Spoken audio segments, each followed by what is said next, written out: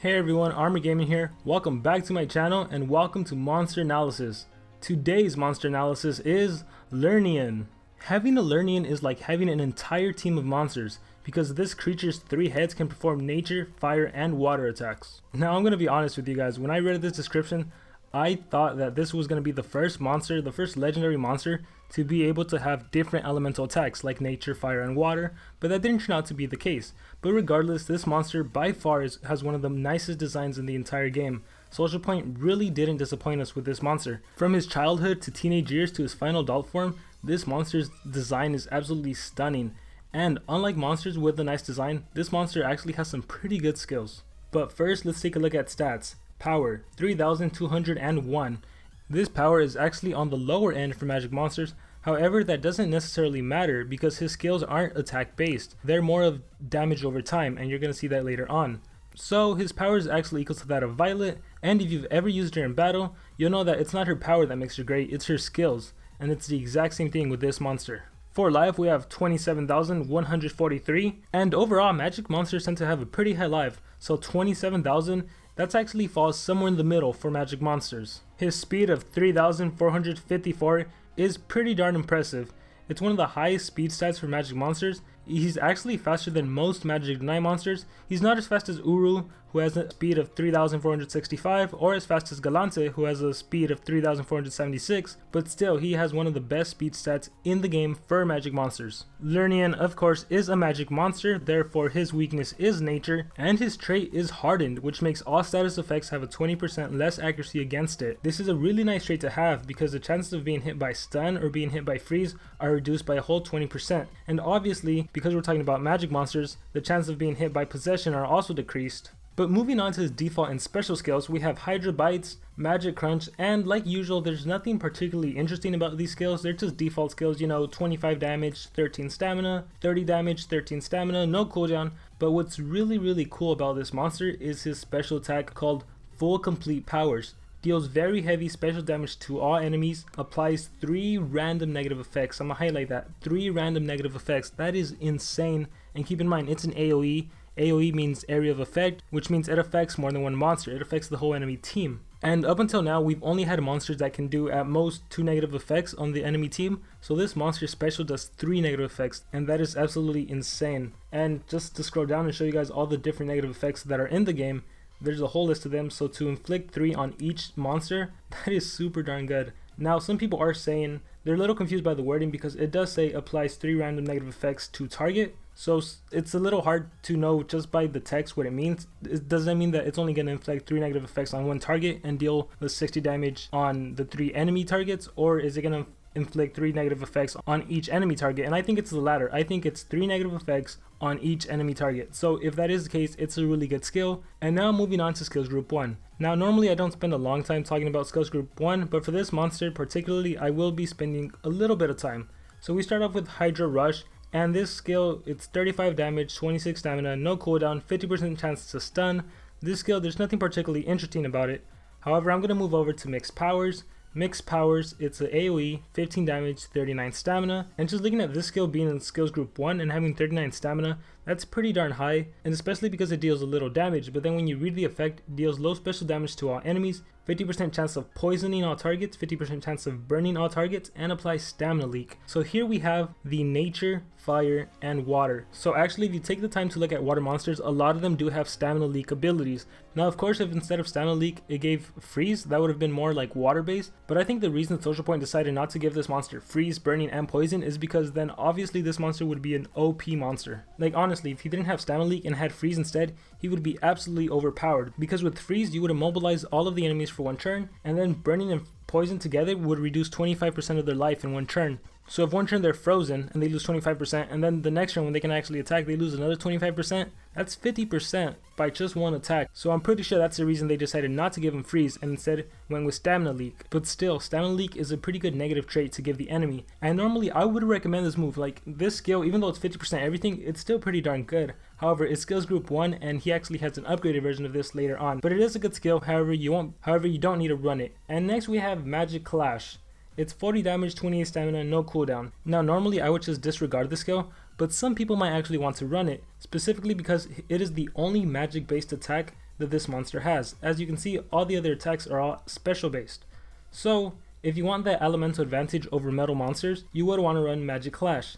Now I feel that the main reason or the main argument people will use for running the skill is specifically if they go against an enemy Timerion. However, I am going to have to dispute that because, as I mentioned early on, this monster's power is not that great, and the reason it's not that great is because this monster isn't an attacker. So even if you give him strength runes, yes, you could potentially one-hit a Timerion with this skill. You'd need some really strong strength runes, however. Now it is completely feasible to do it, however I personally wouldn't recommend it because this monster is more of the type of monster that deals damage over time. It's known as DOT, damage over time, and you can see that with mixed powers. It poisons and it burns.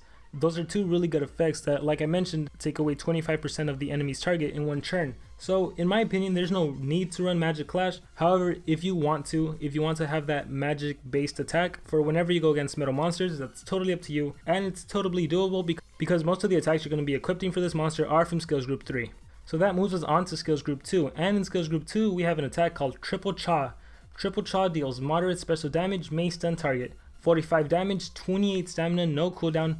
Normally I would tell you guys to get this move automatically, but I think in this case he has an upgraded move later on in skills group 3, so you don't necessarily need this skill, and I'm actually going to compare it later on. Blaze Head Power deals very heavy special damage, may burn target, 55 damage, 31 stamina, no cooldown, and obviously gives burning. Now this skill I actually do recommend you run, and actually before I explain why you should run this, let me move over to the next one. Poison Head Power deals heavy special damage, may poison target, 55 damage, 31 stamina, no cooldown. Difference is that it poisons. So this is the Fire Head giving burning, and this is the Nature Head giving poison. Now as you can see, they do the same damage, they cost the same stamina, but the reason I recommend burning is because burning takes away 15% from the enemy's main health. So whereas poison only takes away 10%. Yes, it has that added, decreases the enemy's power by 19%, but again, this monster is there to deal damage over time, and with burning the chances of you winning are slightly greater. But however, if you're more of a poison fan, go ahead and get burning. Like I said earlier, I don't recommend getting stunned in this case. You don't need it because he has an upgraded version in skills group 3. You really would rather run poison or burning. My recommendation is for burning, but honestly here it doesn't matter too much because his main skills are in skills group 3. So we start things off with Triple Chomp, the upgraded version, and it deals very heavy special damage meaning 60, 31 stamina, no cooldown, and it's a stun. You definitely want to run this skill. Like I said, it's an upgraded version of the previous skill. It deals a lot more damage for only 3 more stamina, and it also has a 0 turn cooldown, so there's no reason to run both. And in the case of this monster, I would run the stronger one that only costs 3 more stamina. Again, there's no reason to run Triple Chomp and Triple Cha. And I'm actually going to scroll down this time to Water Head Power. It deals very heavy special damage, removes 50% of stamina from target, so this is that Water Head. In skills group 2 we had the Blaze being the fire, poison being nature, and now water, and it removes 50% of stamina from the target, and just like the previous moves, they're 55 damage, 31 stamina, no cooldown. And yeah, like this skill is actually really good because it works in synergy with Confluent Power. Confluent Power is an upgraded version of his skill from skills group 1. It's an AoE, it only deals 20, and it costs 43 stamina, which is a really high amount. It has a 3 turn cooldown, which doesn't particularly matter too much because this ability may poison all targets, may burn all targets, and apply stamina leak to all targets. And the funny thing is, when you think about it, Confluent Powers is kind of just like his special full complete powers, except the 3 effects aren't random. You know, it's poison, stamina leak, and burn. So that's pretty cool. Now, I can't even begin to describe how amazing this skill is. I already talked about it in skills group 1, but now it's not 50%. Now the chances of these skills landing are actually a lot higher. So I'm just going to break it down again. Burning and poison together remove 25% of the enemy's health from them. 25%.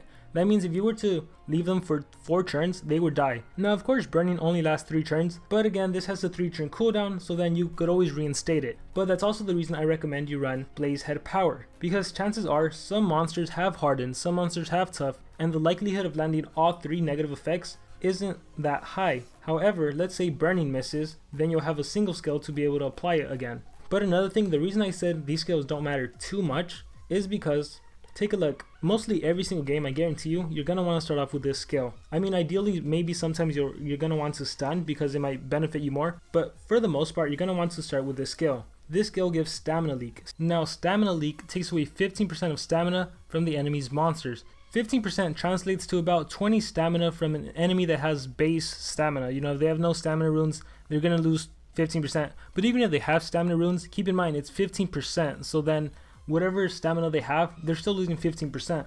So for this reason, this monster actually works as an anti-Timerion, anti-Xyla, because not only is he going to burn and poison the enemy Voltic or enemy Xyla, he's also going to give them stamina leak.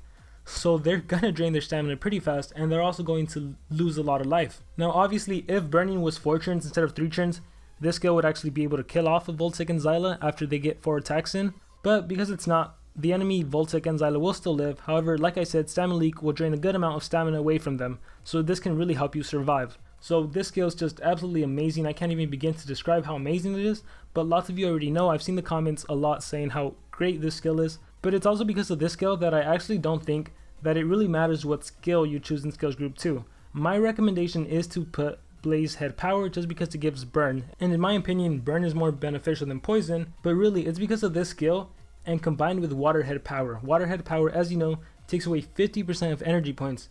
So when you combine this with Confluent Power, if you start off and do stamina leak and the enemy loses 15%, and you know you have your deny monster that denies the enemy, and then it goes to you and you use Waterhead Power, they lost 50%, then when it goes back to them they lose another 15%. They're already down 80% of their stamina. So I honestly think most matches will probably involve you doing Confluent Power and Waterhead Power, and you're just going to really spam these 2 skills. Whenever you need Triple Chomp, you'll put Triple Chomp in there. These skills won't be needed too much, so honestly just pick your favorite if you can't decide. My recommendation again is Blaze Head Power, and for those of you that want that magic based attack, pick Magic Clash. I don't think you need mixed powers, even though it's only 1 turn cooldown. And it's not to say that it can't work, because it does have 1 turn cooldown. So I've mentioned previously that monsters can have tough, can have harden, and the chances of all these negative effects landing isn't that great. But the chances of those skills landing are even worse when you have a skill that has 50% chance as opposed to just not 50% chance. Now of course you could give this monster position and then it'll increase the chance of mixed powers actually hitting, but again this is more of a personal choice on your guys' hand. I can only hope that my analysis help you guys decide what you want to do. So I guess I'll end on skills by saying run Confluent Power, run Waterhead Power, run Triple Chomp, and honestly pick whatever skill you want, because the important skills are really skills group 3. Whatever skill you pick, you can honestly pick Hydra Rush if you really wanted to. I mean, don't do it, but you honestly could, because the good skills are all really skills group 3, because they're all 0 turn cooldown, and because they're all just pretty darn amazing. So now we move on to what runes you should run for this monster. And actually, while this monster is not a main deny monster, I am actually going to say you might benefit the most from running all speed runes on this monster. And the reason you want to run all speed runes is because you want to go first. In a team, you're still going to need a main deny monster, but the reason you want all speed rune is because you want to go before any one of the 3 enemy monsters gets a chance to go, because you want to benefit right away from the poison and burn and stamina leak. Because keep this in mind, this monster is not a main deny monster. He does not work as an immobilizer. He's also not really an attacker. He deals damage over time. So you could be thinking, well, just run 3 team speed on him and he's like a supportive monster, and he really is. He really is just a supportive monster. However, if you want to get the main effects of burning, poison, and stamina leak, you have to run all speed. That way, when your main deny monster denies the enemy, it moves over to your Learnean, and then he can do Confluent Powers, and then all the enemy monsters are going to be immobilized, and they're going to get burned, they're going to get poisoned, they're going to lose stamina, and then it goes to them, and they're immobilized, so they skip their turn, skip their turn, skip their turn. It goes over to your attacker, he or she deals damage, then it goes back to your deny monster, and at that point the enemy monsters are all pretty weak or really close to dying. So that's what I think. I think all speed can definitely work on this monster. However, yes, you could also run all team speed.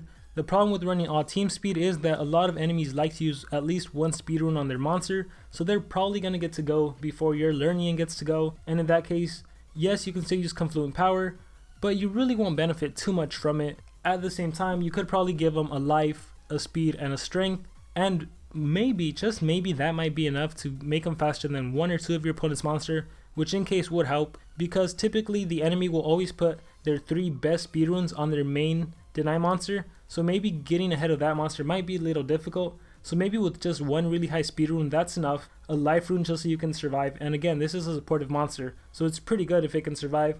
The strength rune would really help out the skill like Triple Chomp and Waterhead Power. However, at the end of the day, this monster isn't really an attacker, so personally I'm a little hesitant to recommend a strength rune. However, any monster with a high enough strength rune, becomes really powerful. Yes, his base power isn't the highest, but if you give him like a level 8, 9, 10 strength rune, he becomes pretty darn powerful. Triple chomp and waterhead power, as you can see, they have abilities though. They're not really meant to be offensive skills. Like, it's kind of surprising to see a stun skill that does 60 damage. Normally a monster that deals 60 damage can one hit other monsters. But yeah, those are my thoughts on runes. You can definitely give him off speed and he'll be pretty deadly. You can give him team speed if you want. He is like a supportive monster. You can give him the 1 strength, 1 life, 1 speed rune. That can also help. Now, as far as what team he works best with, the one monster you still need on your team is a main deny monster, whether it be Timerion, whether it be Cabin Fish, whether it be another magic monster that can possess. You just need someone to immobilize. And I think the cool thing about this monster is you can potentially run him with another monster that deals negative effects, maybe like White Pandoff, maybe like ROFL. You can potentially make a team that does damage over time, and that'd be just pretty fun. The matches would probably take a little long to win, but it'd be pretty darn fun. If not, you can just run them with an attacker. Any attacker that has a strong AoE, whether it be Barbatos, whether it be, I'm even going to say Lord Moltes. The fact that you're going to poison and burn with this monster, and then you have a strong monster that can deal like a 50 damage AoE, or whether it be someone that has a 45 damage AoE, that's going to be a pretty powerful team. Now, the one thing I'm going to go on record saying, because I see a lot of comments commenting this, is that I personally do not think this monster is overpowered. Yes, he has a pretty darn amazing skill, Confluent Power, that gives Burning, Poison, and Stamina Leak, but I still don't think this monster is overpowered. And the reason I don't think he's overpowered is because it's really not much of a game changer per se. So in something like Adventure Map, fighting against bosses, I'm pretty sure almost all bosses are immune to poison and burn, so this monster isn't going to help there too much. In terms of PvP, again, if you rely on Confluent Powers, that's damage over time. Most games in PvP, for example, I use Timerion, Lux, and Barbatos, and I pretty much always win in one churn. And by one churn, I mean as soon as my Barbatos goes, I win the match. It's pretty fast. It's super fast. With a monster like Learnean, you're not necessarily going to win in one churn using this monster specifically. Monsters like Barbatos, Voltec, they are OP. Monsters that have deny skills and can go first and deny, they are considerably OP because they give you the chance to win. Timerion, for example, not only can he stop time on monster, he also has cooldowns activated, which immobilizes the monsters even further. Now, in terms of team wars, for example, let's say you have common, magic, and nature. Are you really going to use this monster as your main deny monster? Well, like I said, he's not a main deny monster, he's a damage over time. If your opponent runs a main deny monster, so say someone like Egg Eater, and then for nature monsters, both of you can have whoever you want, the enemy will probably start off using his AoE Blind and Burn or using his AoE Possession, and in that case, you're in trouble because if you get hit with Blind, the chance of you landing your AoE Poison, Burning, Stamina Leak is kind of low. And if you get possessed, you're obviously going to have to recharge, so that takes you a step back. And it can be other combinations too. It can be like common, magic, and fire. Fire doesn't really have a good deny monster. So you as an attacker, you have to put a magic deny monster.